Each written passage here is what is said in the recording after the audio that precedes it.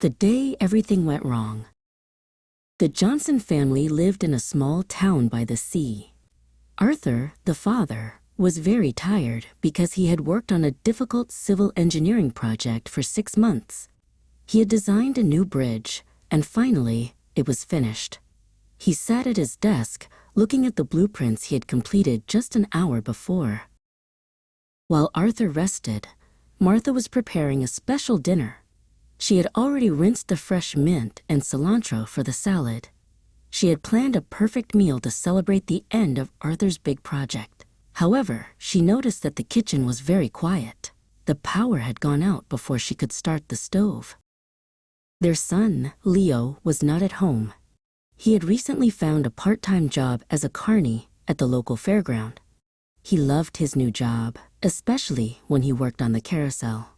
Before the shift started, he had checked every wooden horse to make sure they were safe for the children.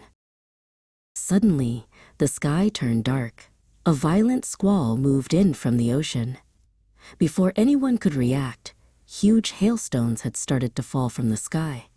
Arthur and Leo were outside, trying to secure the garden furniture.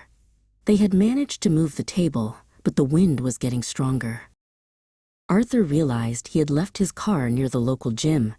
He had gone there for a quick workout earlier that afternoon. He remembered that he had forgotten to put more coins into the parking meter. By the time he reached the street, the storm was at its peak. Back at the house, Martha was fed up with the bad luck.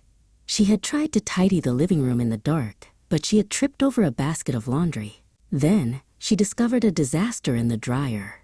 She had washed Arthur's favorite wool sweater at a high temperature, and it had shrunk to the size of a baby's shirt. The family decided to go to a small cafe to wait for the storm to pass.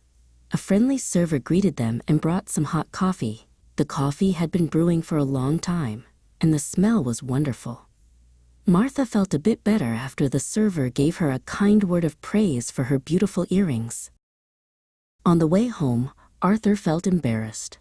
He had tried to take a shortcut through a narrow road near the sea strait, but the path was too small. A dustman in a large truck had blocked the way. Arthur had realized too late that he could not turn the car around. They finally reached the fairground to collect Leo. They arrived in the nick of time because the wind had almost knocked over the main tent. Leo and his boss, a tall carny named Silas, had already tied down the ropes. Silas told Arthur that Leo had been a hero during the storm. That evening, the Johnsons sat together in their quiet house. The power had finally come back on. Even though the hailstones had broken a window and the sweater had shrunk, they were happy. They had survived a very strange day, and the bridge Arthur had built was still standing strong.